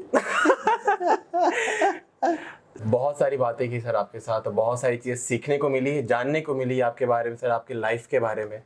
सर कुछ 2 शब्द हमारे ऑडियंस को आप बताएं कि चीज़ें कैसे वर्क करती है, क्या करना चाहिए एक नए एक्टर को, क्या करना चाहिए एक राइटर को, क्या करना चाहिए, कैसे आगे बढ़ना चाहिए सर? 2 शब्द प्रियांशु मैंने आपको पहले ही बताए थे कि श्रद्धा अपने ऊपर, अपनी कला के ऊपर, अपने काम के ऊपर, अपने चोजन प्रोफेशन के ऊपर, और सबूरी, सब्र। ये 2 शब्द ही सबसे ज़्यादा ज़रूरी होते हैं। और तीसरा शब्द बहुत ज़रूरी है यंग लोगों से मैं कहना चाहूँगा, ट्रेनिंग। सिर्फ जीनियस से सफलता नहीं मिलती, और आप जीनियस हैं कि नहीं ये तो वक्त तय करेगा। ये आप तय करने वाले कोई नहीं होता। मैं तो बहुत जीनियस हूँ। आईने के सामने, शीशे के सामने खड़ा होकर हर आदमी अपने आप को बहुत खूबसूरत और बहुत अच्छा एक्टर समझता है। मैं भी 150 किलो मोटा हूँ, बूढ़ा हूँ, लेकिन जब आईने के सामने खड़ा होता है तो इतना बुरा नहीं लगता हूँ मैं अपने आप को यार।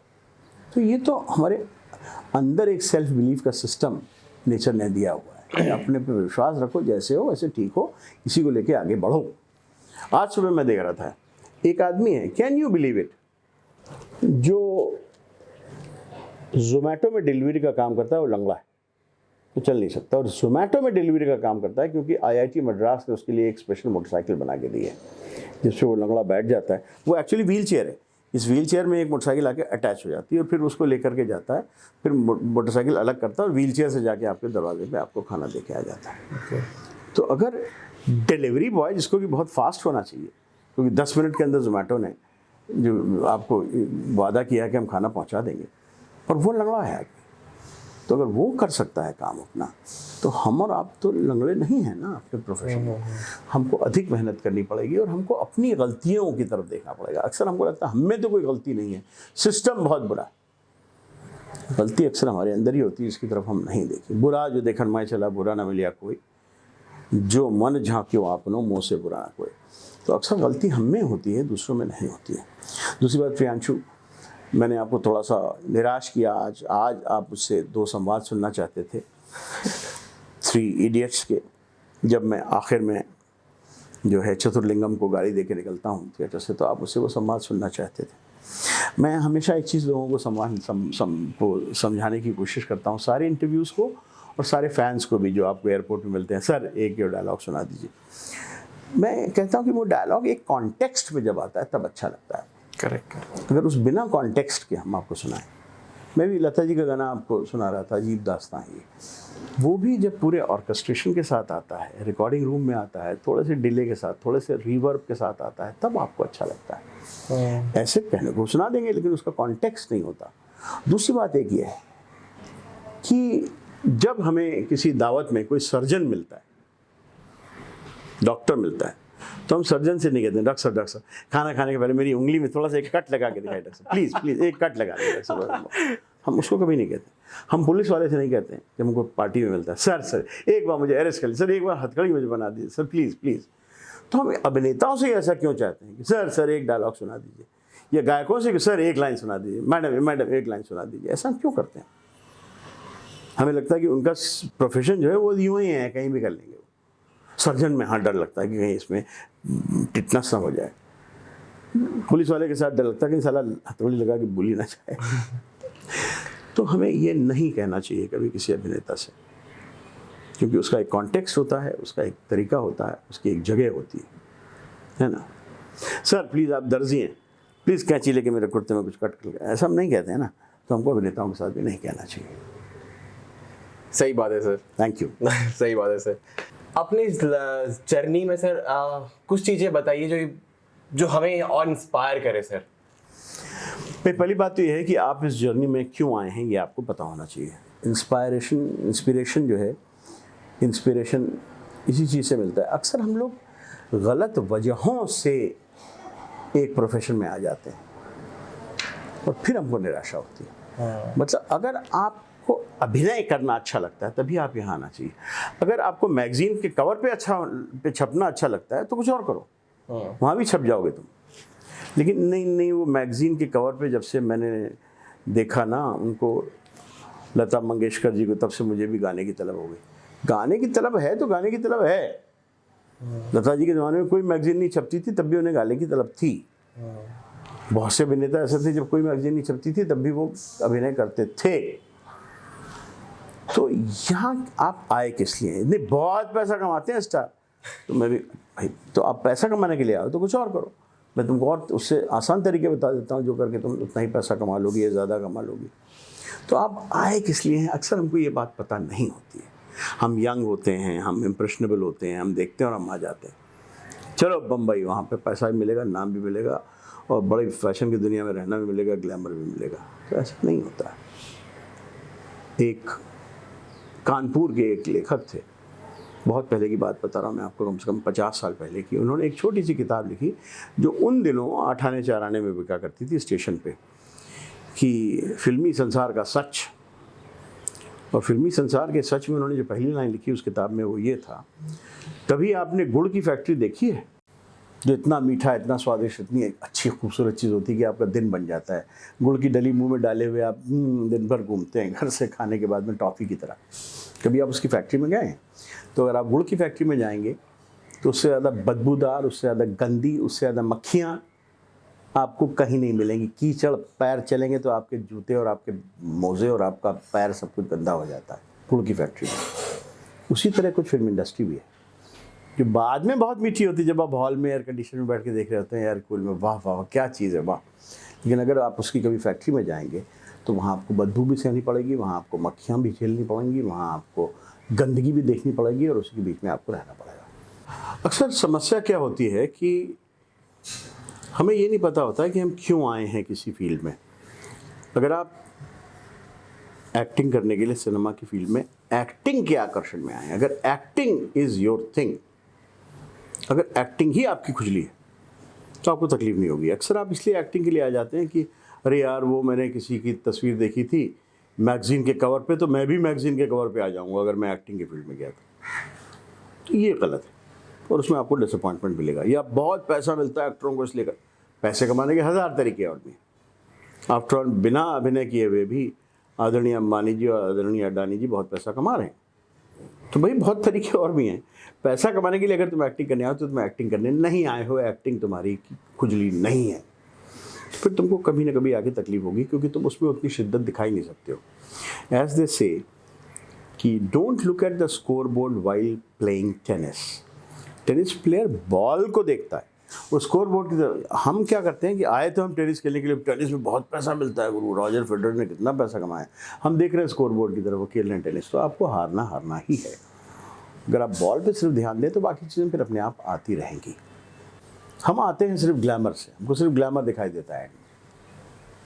तो एक बड़ा अच्छा किस्सा है कि एक बार एक नई हीरोइन जो कि बड़ी ग्लैमरस हीरोइन थी, वो फिल्म इंडस्ट्री में आई।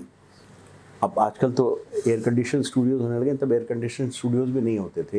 एक टूटा हुआ सा एक एग्जॉस्ट फैन चला करता था पूरे स्टूडियो में। स्टूडियो में इतनी गर्मी, क्योंकि लाइट भी गर्मी वाली होती थी, आजकल जैसी कूल लाइट्स नहीं होती थी। गर्मी में, पसीने में, नीचे धूल में, गंदगी में, और वो बैठी हुई थी और बगल में प्रोड्यूसर बैठे हुए थे। उन्होंने कहा कि सर, आपने मुझसे कहा था कि मैं तुमको ग्लैमर इंडस्ट्री में बुला रहा हूँ, तो यहाँ ग्लैमर कहाँ है? उन्होंने कहा बेबी तुम ही ग्लैमर हो, बाकी कुछ यहाँ ग्लैमर नहीं है। तो एग्जैक्टली जो स्थितियाँ अक्सर होती हैं हमारे काम की, वो बहुत अच्छी नहीं होती हैं, बहुत ग्लैमरस नहीं होती हैं। और वो जिस ग्लैमर की तलाश में हम आए होते हैं, अगर आप ग्लैमर की तलाश में आए हैं तो शायद आप गलत जगह आए हैं। अगर आप अभिनय के साधक हैं तो आप सही जगह पे आए। इतना ही मैं कहना चाहूँगा अपने यंग दोस्तों से। सर हमारे प्रोडक्शन की तरफ से एक छोटा सा गिफ्ट है सर आपके लिए, जिसे हम आपको देना चाहेंगे। उसकी आवश्यकता नहीं है, लेकिन आपका बहुत बहुत धन्यवाद प्रियांशु जी और मनीष जी, आपका बहुत बहुत धन्यवाद। आपकी पूरी टीम का धन्यवाद जो अपने कैमरे लेके मेरे घर आई। जी बट सर एक छोटा सा तोहफा है हमारे तरफ से आपके लिए सर। वाह वाह क्या बात है, वाह। सो दिस इज़ फिल्मी डेरा एंटरटेनमेंट, जो ये ऑनलाइन ऑफलाइन पॉडकास्ट करते हैं। दोस्तों समय मिले, मौका मिले, ज़रूर देखिएगा इसे। और ऑनलाइन ऑफलाइन पॉडकास्ट के सारे यंग सदस्यों को मेरी तरफ से बहुत बहुत बधाई, मेरी तरफ से बहुत बहुत शुक्रिया। And all the very best in life. You people are a young team and I hope that you grow, your numbers grow, your revenue grows and your channel grows. All the best Filmi Dera. Thank you so much sir कि आपने हमें time दिया, अपना वक्त दिया और इतना अच्छा पॉडकास्ट सर हम आपके साथ कर पाए sir. Thank you so much. Thank you so much. आज का जो पॉडकास्ट है वो बहुत ही इंटरेस्टिंग था, बहुत ही इंस्पिरेशनल था। बहुत सारी चीज़ें हमें सर से सीखने को मिली, जानने को मिली। और ऐसे ही हमारा नया पॉडकास्ट देखने के लिए और अलग अलग बातें जानने के लिए हमसे जुड़े रहिए और हमारे चैनल को सब्सक्राइब करें, लाइक करें एंड शेयर करें। Thank you so much.